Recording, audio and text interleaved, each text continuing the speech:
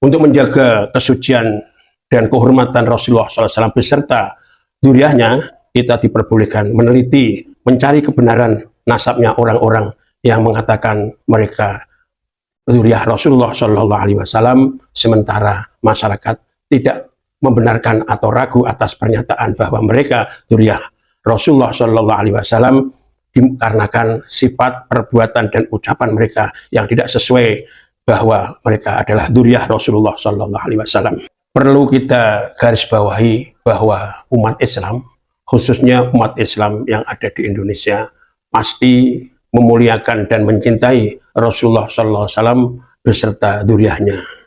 Dengan merujuk firman Allah surat Asy-Syura ayat 23, "Qul la as'alukum alaihi ajran illal mawaddata fil qurba."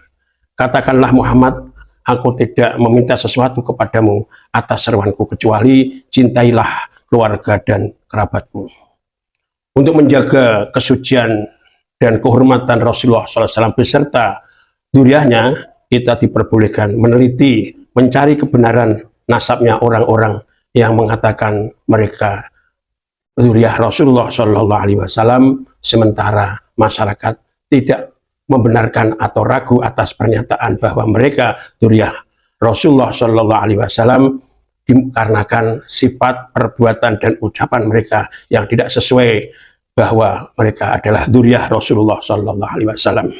Imam Ibnu Hajar Al-Haytami berkata, "Yambaghi likulli ahadin ayyakuna lahu ghiratun fi hadzal nasab asy-syarif wa dabatahu hatta la yantasiba ilaihi sallallahu alaihi wasallam ahadun illa bil haqq."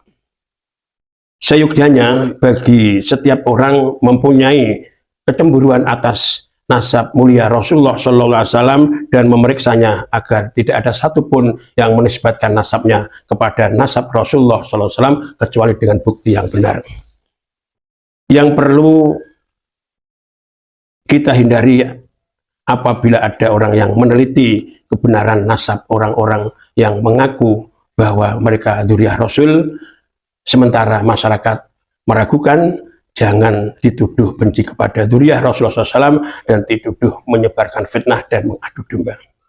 Justru dengan adanya hasil penelitian pustaka dan tes DNA, satu akan menyadarkan orang-orang yang mengaku dzurriyyah Rasul ternyata sesuai dengan penelitian mereka tidak dzurriyyah Rasul, artinya terputus. Kedua, membebaskan perbudakan spiritual di negara kita Indonesia. Ingat sabda Rasulullah SAW an Sa'ad bin Waqqas radhiyallahu anhu anna Nabiya SAW qol man idda'a ila ghairi abihi wa huwa ya'lamu annahu ghairu abihi fal jannatu alaihi haram, muttafaqun alaih.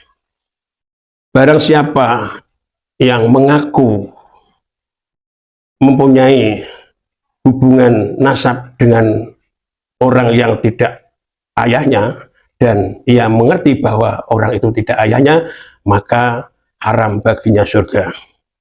Mari kita simak isi ceramah para penceramah yang mengakui dzurriyyah Rasul. Ternyata isi ceramah itu merusak syariat dan merusak keimanan umat Islam. Ini contoh ceramahnya. Assalamualaikum warahmatullahi wabarakatuh. Yang kelima, katakan kebenaran walaupun pahit ke dalam dan pahit keluar. Dan keenam, jangan pernah bangga dengan pujian dan jangan pernah sedih dengan cacian. Dan yang terakhir, jangan pernah mengemis. Jadi secara langsung Rasulullah meridhoi kerjaan merampoknya walaupun itu tidak dihalalkan, namun lebih afdol merampok dibanding mengemis. Lebih afdol merampok dibanding mengemis. Kok Tuhan-Tuhan yang disembah oleh orang-orang kafir nggak boleh dihina? Kan mereka udah hina semua. Kan menghina sesembahan-sesembahan itu kan sebetulnya taat. Arti salah satu bagian ketaatan kepada Allah adalah menghina Tuhan-Tuhan palsu. Salah satu bagian ketaatan kepada Allah adalah menghina Tuhan-Tuhan palsu. Datang Habib Samjinten, ngelihat untuk jenazah tuh, pengen dibungkus, pengen ditutup kain kafannya. Beliau ambil kertas kecil, kertas kotak kecil, beliau tulis. Ada yang ditulis sama beliau, ditaruh di bawah kepalanya si jenazah. Deh, tutup.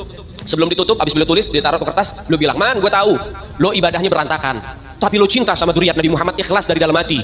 Nanti kalau malaikat munkar nakir datang nanya pertanyaan kubur, jangan lo jawab, man. Kalau malaikat munkar nakir datang nanya pertanyaan kubur, jangan lo jawab, man. Lo kasih surat dari gue, lo masuk surga tanpa hisab. Lo kasih surat dari gue, lo masuk surga tanpa hisab." Yang bukan syarifah, hati-hati. Bebinian melahirkan itu cuma wadahnya aja. Besi anak Ini anak Habib ini, darah daging Rasulullah. Amun wani lawan anak ini karena dia berhak menjincitnya, memarahinya, menyakitinya, tidak berhak. Itu cucu Rasulullah. Untuk cinta kepada habaib dan menghormat para habaib tidak diperlukan dalil yang sahih, tapi dibutuhkan hati yang sahih. Syaratnya jadi wali itu harus cinta kepada habaib. Syaratnya jadi wali itu harus cinta kepada habaib. Dan mereka sudah berani membeda-bedakan. Oh ini Habib alim, oh ini kada. Oh ini Habib ini keras, ini lain Habib. Oh ini Habib lembut, oh ini Habib kok bongol, bongol, bongol. Jika ada di situ orang yang alim, yang hebat, santrinya banyak, pondoknya besar, organisasinya besar, apapun yang dia miliki besar, tapi dia tidak cinta kepada ahlul bait, maka dia cuman surah lah hakikah, cuman gambaran, tidak ada hakikat di dalam dirinya. Kenapa? Karena dia tidak cinta. Dan hati-hati orang yang dekat dengan habaib, hati-hati. Ketika seseorang mengatakan kepada Sayyidil Habib Umar bin Hafiz, ya Habib, hada minal muhibbin Habib. Gal Habib, muhibbin. Maafi muhibbin illa wali. Kata Habib Umar, tidak ada muhibbin itu kecuali dia seorang wali min auliyaillah. Pangkat kedudukan muhibbin itu wali. Pangkat kedudukan muhibbin itu wali.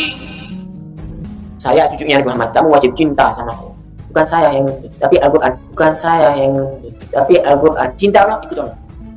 Kenapa? Obadisnya Rasulullah itu tetap nomor 1 sampai kapanpun anak turunnya Nabi Muhammad. Obadisnya Rasulullah itu tetap nomor 1 sampai kapanpun anak turunnya Nabi Muhammad. Kalau bahasa sekarang, ini Nabi dan keluarganya, ulama itu pengawalnya. Karena itu, kau ngikuti pengawal, itu mereka mengawal keluarga Nabi. Itu ngikuti Al-Quran tapi nggak ngikuti habaib, keluarga Nabi SAW, ahlul bait Nabi, ente juga sesat. Hati-hati, kalau sudah mulai ada bughut, berarti kamu sudah meninggalkan satu daripada takolen, dan kamu akan sesat, pasti akan sesat. Orang yang sudah tidak percaya sama habaib itu kafir, itu kafir. Adanya habaib, ente mau yakin ada atau tidak, maka seperti itu juga kadar keimanan kalian kepada Allah dan kepada Rasulullah. Dia tahu kamu yang tidak percaya kepada habaib, ya kafir hukum. Imam Faqihil Muqaddam ini, saudara-saudara, beliau adalah pemuka Ba'alawi, beliau adalah pemukanya para sayyid, beliau adalah pemukanya para syarif. Sayyidul Imam Faqihil Muqaddam, di dalam manaqib sejarah hidup beliau diceritakan bahwa Al-Imam Faqihil Muqaddam adalah orang-orang yang besar, beliau adalah orang-orang yang hebat. Bahkan diceritakan beliau pernah mi'raj, saudara-saudara, bertemu dengan Allah dalam satu hari 70 kali, saudara-saudara, bertemu dengan Allah dalam satu hari 70 kali, saudara-saudara. Baik apapun sukunya yang berani menikahi Syarifah, beritahu kepada habaib setempat, ulama setempat, pun tak mampu bel telepon pula. Anda lihat sekarang Syarifah yang tidak taat kepada Rasulullah, membuka aurat, sekarang sudah digandeng dengan orang lain. Kita berani mengentengkan Syarifah, bahkan berani mengawini Syarifah. Bagi dari mana itu mau bersama? Tubuhnya yang dari daging Rasulullah, dari Fatimah Zahra, sekarang sudah dinikmati orang lain. Sekarang sudah dinikmati orang lain. Malabi kiai sebenarnya Nabi Syarifah, saya bunyi kiai Asmanah, tetapi Asmanah tai.